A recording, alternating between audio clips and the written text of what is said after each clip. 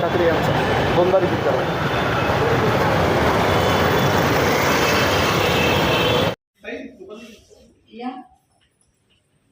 एक मिनट.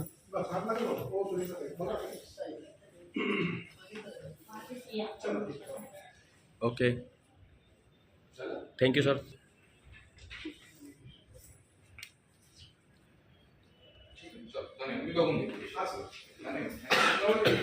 सन्मान सेनेचा विजय असो.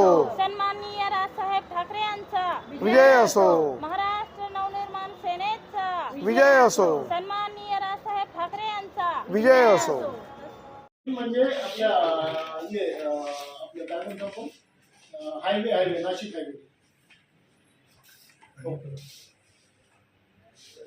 मी तुम्हाला लोकेशन पाठवतो.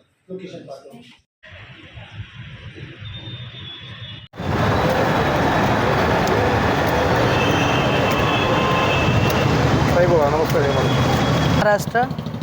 एक मिनिट. ताई, काय प्रॉब्लेम घेऊन आपण महानगरपालिकेत आज आलेले आहे आणि आपल्याला महानगरपालिकेच्या आयुक्तांनी काय आश्वासन दिले? आज जय महाराष्ट्र. आज मनसेच्या वतीने आम्ही इथे याच्यामध्ये आलेलो आहोत. नगरपालिकेमध्ये आमच्या बऱ्याच महिलांना ज्या साठेनगर, एकतानगर, नारपोली अशा बराच जो खालच्या साईडचा भाग आहे त्या साईडच्या महिलांना बिलकुल पाणी जात नाही आहे. 15-15 दिवस त्यांना पाणी मिळत नाही. त्या त्रस्त महिलांनी आमच्याकडे तक्रार केली आणि त्यामुळे आम्ही शहर अध्यक्ष मनोज गुळवी आणि सर्व महिला सेना यांनी आम्ही सगळ्या मिळून इथे नगरपालिकेमध्ये आयुक्तांना निवेदन दिलेले आहे की लवकरात लवकर आम्हाला पाणी पुरवठा सुरळीत चालू व्हावा. तसेच जन्ममृत्यूची आपण जी नोंद करतो तिथे खूप गदारोळ आहे. महिलांना चुकीची उत्तरं दिली जाते. आज या, उद्या या, नंतर भेटेल. 6-6 महिने त्यांना ती प्रत दिली नाही. त्या प्रत न मिळाल्यामुळे पुढचे व्यवहार थांबले जातात. त्यामुळे त्यांच्यासाठी आम्ही एक इथे निवेदन दिलेलं आहे. महाराष्ट्र नवनिर्माण सेनेचा जय हिंद, जय महाराष्ट्र. सन्माननीय राजसाहेब ठाकरे यांचा विजय असो. मॅडम, काय म्हणणार कोणत्या कशासाठी इथं आलते आपण आणि काय आपल्याला आश्वासन मिळते? जय महाराष्ट्र. आज आम्ही भिवंडी महानगरपालिकेचे आयुक्त साहेबांची भेट घेतली.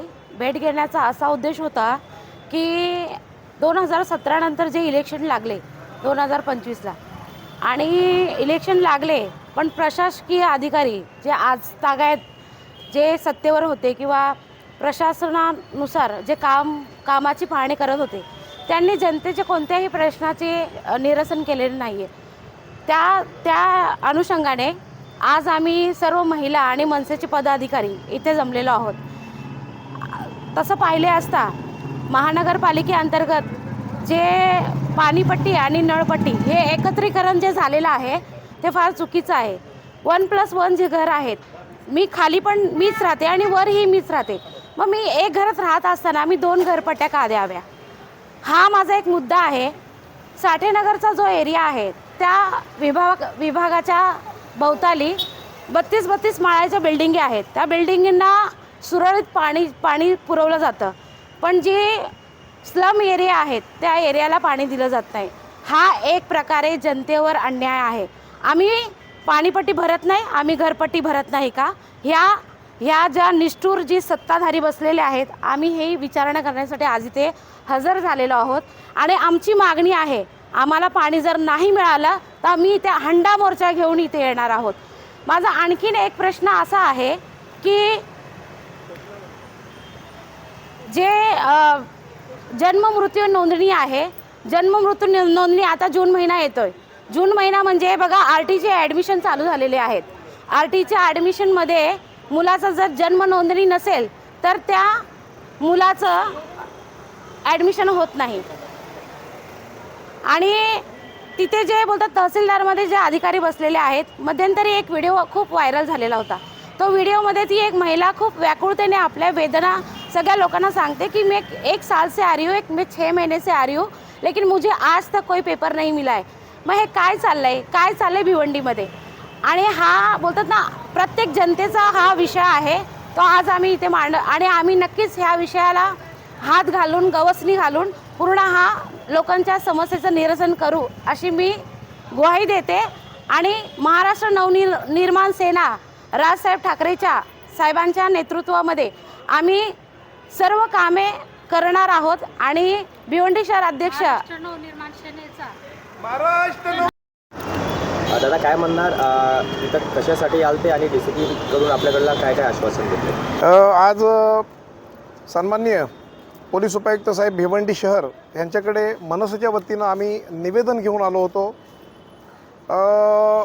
भिवंडीमध्ये जो सबजेल आहे त्या सबजेलमधून सराईत गुन्हेगार, मी त्याचं नाव मीडियासमोर मुद्दाम घेत नाही, परंतु एक सराईत गुन्हेगार हा त्याने पलायन केलेला आहे.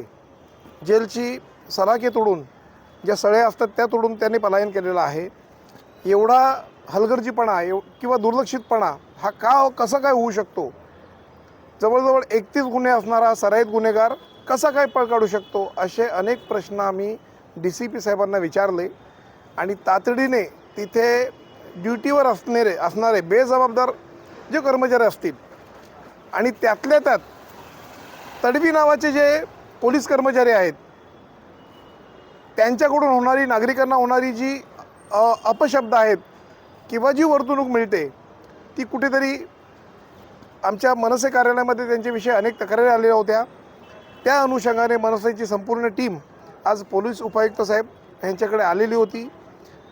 त्यानंतर जो पाईपलाईन KB चौक टेमघर पाईपलाईन येथील जो रस्ता ट्रॅफिक पोलिसांनी जो बॅरिकेड्स लावून पॅक केलेला आहे त्या बॅरिकेड्समुळे उलट वाहतुकीला अडथळा होत आहे. खरं तर हा DCP साहेबांच्या अखत्यारीत विषय नाही आहे, परंतु साहेबांनी आम्हाला तरी आश्वासित केलं की मी ट्रॅफिकच्या DCPंना तातडीने हा विषय कळवतो, बॅरिकेड्स ते ताबडतोब हटविण्यात यावे अशी मागणी आम्ही पोलीस उपायुक्त साहेब यांच्याकडे केलेली आहे.